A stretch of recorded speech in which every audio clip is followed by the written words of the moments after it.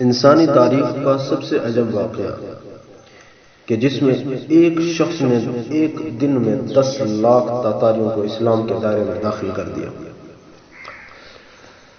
یہ واقعہ ہے چغتائی کے بیٹے تیمور تغلن کا۔ تیمور تغلن ایک دن اپنے پورے ٹھاٹھ سے، حشاش سے اور اپنی پوری فوج سے اور اپنی پوری ہیبت کے ساتھ اپنے لشکر کو لے کر شکار کے لیے جنگل کی طرف روانہ ہوا۔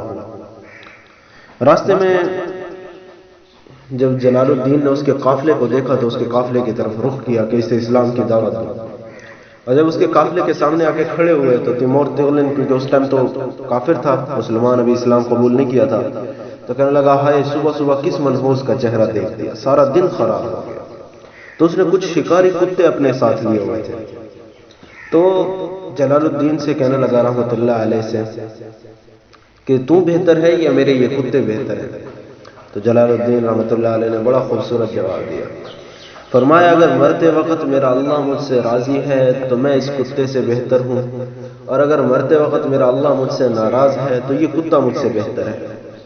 تو اس بات سے بڑا متاثر ہوا کہ اس کا رب کون ہے کہ اگر وہ راضی تو یہ کتے سے بہتر، وہ ناراض تو یہ کتے سے بدتر۔ تو کہنے لگا کہ میں جب بادشاہ بنوں نا، میرا باپ جب مر جائے گا تو میں بادشاہت کی سیٹ مجھے ملے گی، میں جب بادشاہ بنوں گا نا تو مجھے اپنے دین کی دعوت دینا، میں تمہارا دین قبول کروں گا۔ تو یہ بادشاہ پہلے بعد میں بنا، اور جلال الدین رحمۃ اللہ علیہ کا انتقال پہلے ہو گیا۔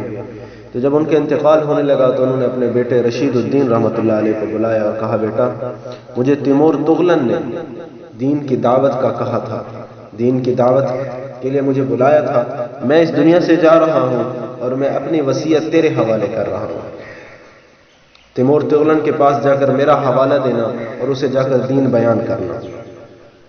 تو جب یہ بادشاہ بنا تو رشید الدین نے اپنے باپ کی وصیت کے مطابق سفر کیا۔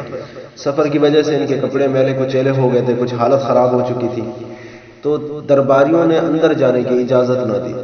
2-3 دن کافی پریشان رہے کہ اپنے باپ کی وصیت پر کیسے عمل کروں، کیسے اس تک دین کو پہنچاؤں۔ تو انہوں نے ایک دن کیا کیا کہ جب اس کے سونے کا وقت ہوا، جس وقت میں وہ سوتا تھا، اس کے دربار کے ساتھ کھڑے ہو کر زور سے اذان دی۔ تو تیمور تغلن جب اپنی نیند سے بیدار ہوا تو کہنے لگا یہ کون پاگل ہے جو بادشاہ کی نیند کو خراب کر رہا ہے، اسے پکڑ کر لاؤ میرے پاس۔ تو وہ تو پہلے ہی چاہتے تھے کہ مجھے پکڑا جائے تاکہ میں دین ان کے سامنے بیان کروں، دین کی دعوت دوں۔ جب انہیں پکڑ کر لایا گیا تو کہا کیا چاہتے ہو، کہاں سے آئے ہو؟ کہا میں جلال الدین کا بیٹا رشید الدین۔ کہا اچھا بتاؤ تمہارا دین کیا کہتا ہے؟ تو انہوں نے دین کی دعوت دی تو یہ مسلمان ہو گیا۔ اس نے اپنے 4 وزیروں کو بلایا، کہا اس نے مجھے دین کی دعوت دی، مجھے اس کا دین پسند آیا، میں نے دین قبول کیا، تم دین کے بارے میں کیا کہتے ہو؟ تو انہوں نے رشید الدین کی طرف دیکھا اور کہنے لگے کہ ہمیں اپنے دین کے بارے میں بتاؤ۔ تو دین کے اندر حسن ہے، کشش ہے، جو انسان اس معاشرے کو دین کی نظر سے دیکھتا ہے وہ اس کی طرف جذب ہوتا ہے۔ تو دین خوبصورت ہے، دین کا معجزہ ہے کہ اسے جس کے سامنے بیان کیا جائے اللہ ان کے دل نرم موم کر دیتا ہے۔ تو ان کے وزیروں کے سامنے جب انہوں نے دین کو پیش کیا تو کہنے لگے ہم بھی ایمان لاتے ہیں۔ اس کا ایک سپہ سالار تھا، سپہ سالار کا فوج کا سپہ سالار تھا، تو اس نے اسے بلایا۔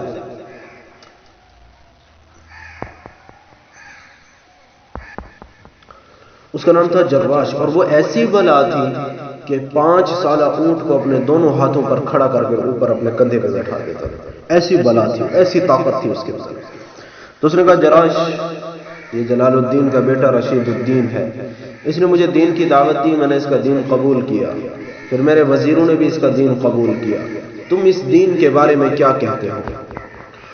تو چونکہ اسے اپنی طاقت پر بڑا گھمنڈ تھا تو کہنے لگا میں عام زبان میں تو ماننے سے رہا، میں تلوار کی زبان جانتا ہوں یا طاقت کی زبان جانتا ہوں، اسے کہیں کہ میرے ساتھ کشتی کرے، اگر کشتی میں جیت گیا تو میں ایمان لے آؤں گا، اگر کشتی میں یہ ہار گیا تو میں اس کا اسلام نہیں قبول کروں گا۔